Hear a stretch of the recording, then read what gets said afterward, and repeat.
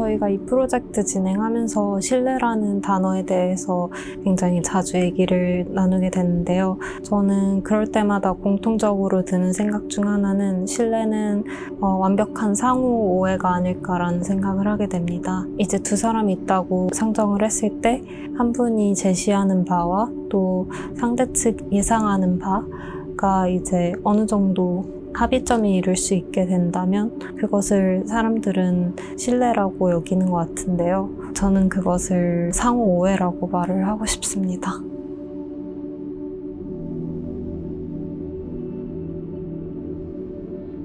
이제 작업적인 측면에서 봤을 때 저는 그 완벽한 상호 오해가 깨지는 장면, 그 순간을 이미지적으로 표현을 하려고 하고 있고요. 두 사람이 비슷한 방식으로 애정을 나누고 있다고 생각했는데 그게 아니었을 때 장면들을 이미지, 특히 판화나 페인팅 그리고 드로잉의 방식으로 보여주려고 하고 있는 것 같습니다. 그리고 더 나아가서 제가 최근에 AI 툴을 활용해서 짧은 애니메이션 연작들을 만들고 있는데요. 제가 원화를 그리고 그 원화를 이제 미드전이라는 이미지 생성기에게 학습을 시켜서 애니메이션을 만들게 하고 있습니다. 여기서 아이러니한 점은 제가 프롬프트를 굉장히 상세하게 적었는데도 불구하고 이제 나온 결과물이 제 예상에서 많이 벗어날 때가 있고 또 반대로 프롬프트를 굉장히 간략하게 썼는데 의외로 제가 예상한 것과 이제 근접한 결과물이 나올 때가 있다는 것입니다. 저는 이것 또한 상호 오해라는 생각이 드는데요.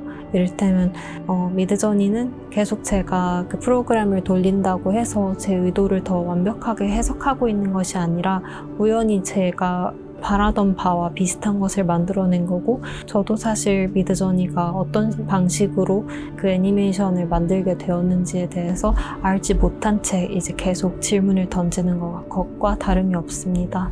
그렇게 만들어진 결과물이 이제 제가 생각한 것과 어느 정도의 합의점에 이룬다고 생각을 했을 때 저는 이 프로그램에 신뢰를 느낀다고 말할 수도 있겠죠.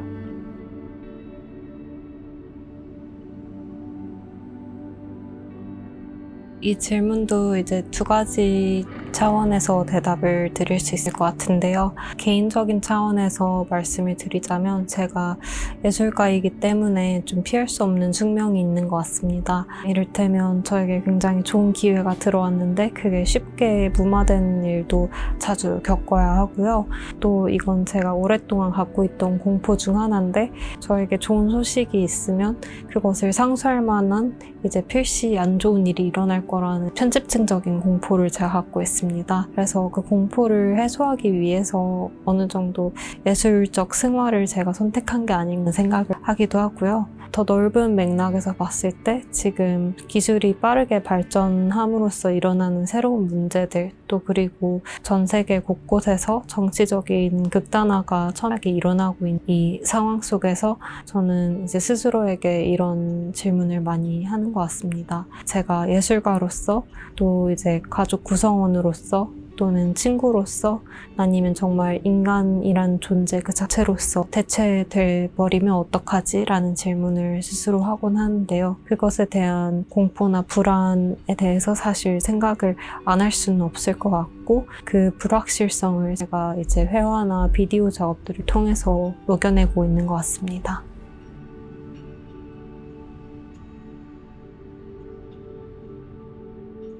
제가 의인화된 식물을 처음으로 이제 이미지에 넣기 시작한 것은 식물로 익명성을 표현하고자 했을 때부터인 것 같은데요. 제가 영국에서 공부할 때 가장 좋았던 점 중 하나는 이제 학생이란 신분 덕분에 일반적으로 다른 사람들이 볼 수 없는 전시나 소장품들을 많이 볼 수 있었다는 겁니다. 그래서 그때 이제 인체 장기가 보존된 전시라던가 아니면 몇 세기 전에 만들어졌던 석판화로 그려진 식물 도감들을 자주 보러 갔었는데요. 그 둘 간의 연관성을 찾게 된 것 같습니다. 뭐 이를테면 난초 뿌리가 자라는 방식이 인간의 심장 CT와 상당히 유사하다는 생각을 하게 됐고 어떻게 보면 조금 엽기적인 상상일 수도 있겠지만 인체 전체를 자연물로 치환을 해서 만들 수도 있지 않을까라는 상상을 하게 됐습니다. 그래서 의인화된 진화된 식물로 제가 특정한 인물을 이제 가리키지 않아도 제가 원하는 상황을 재현할 수 있다는 점이 흥미로워서 이런 이미지를 계속 만들게 되었습니다.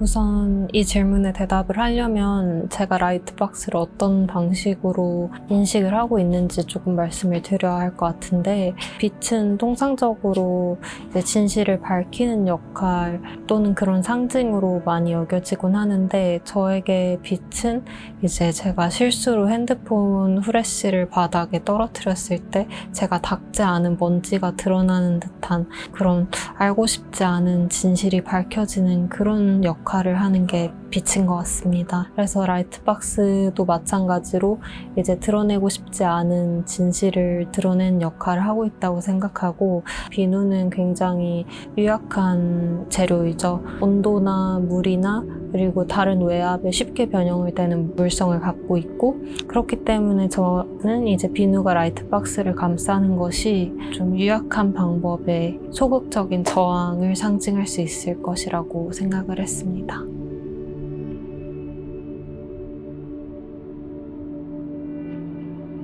제가 라이트박스를 만드는 것은 사실 제가 다른 작품에서도 이제 고전적인 유물의 모티프를 따오는 것처럼 이것도 스테인글라스의 좀 현대적이고 세속적인 버전이라고 생각을 해주시면 좋을 것 같아요. 그래서 스테인글라스 같은 경우는 교리 속 한 장면을 이제 그 이야기를 사람들이 조금 더 쉽게 이해할 수 있도록 만든다고 가정을 했을 때, 제 작업 같은 경우는 사람들이 알고 싶지 않은 불편한 이야기를 이제 스테인글라스의 영롱함과 신비로움을 담아서 재현을 하는 방식으로 관람객들한테 좀 다가가려고 하고요. 어느 정도 차이점은 있지만 스테인글라스의 모티프를 제가 일부 차용을 해서 작업을 했다고 생각을 해주시면 될 것 같아요.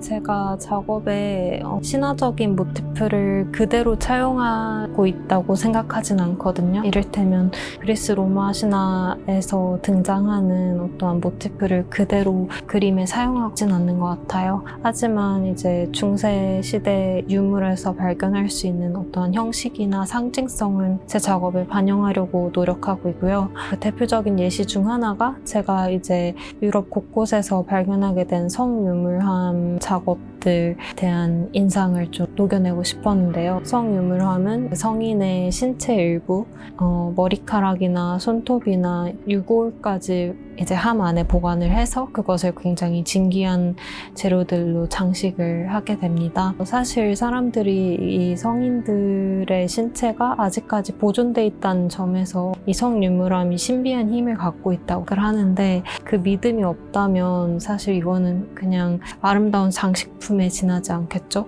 저는 그 의미가 굉장히 흥미롭게 느껴졌고, 형식적으로는 이제 아브젝트성이랑 장식성이 공존한다는 것도 굉장히 마음에 들었습니다. 그러한 부분을 제 작업의 일부 녹여내려고 하고 있고요. 저의 개인적인 작업에 담고 싶은 의미도 방금 전에 말한 맥락과 맞물리게 작업을 만들 수 있다고 생각을 합니다.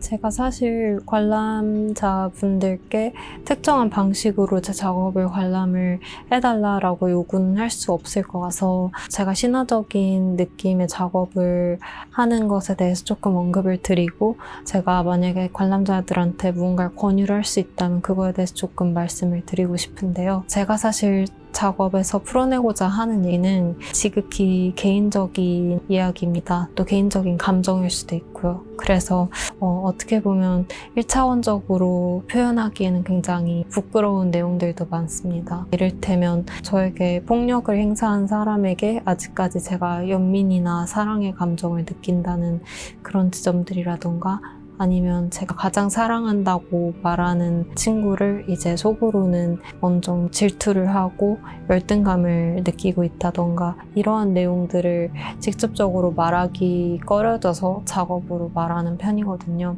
근데 만약에 이러한 내용을 신화의 형태로 만든다면 어느 정도 사람들에게 교훈을 줄 수 있는 내용이어야 할 거고, 그런 신화가 이미 존재를 한다면 그림으로 사실 만드는 게 상당히 쉬워질 것 같다고 생각을 하거든요. 하지만 제 개인적인 이야기는 신화로 만들어질 만큼 그리 중요하진 않다고 생각을 해요. 그렇지만 제가 만약에 저의 개인적인 이야기들을 신화적으로 보이게끔 만든다면 이제 사람들이 조금 더 관심을 갖고 이 뒤엔 무슨 이야기가 있을까 상상을 하게 하는 기회를 줄 수 있지 않을까 생각을 합니다.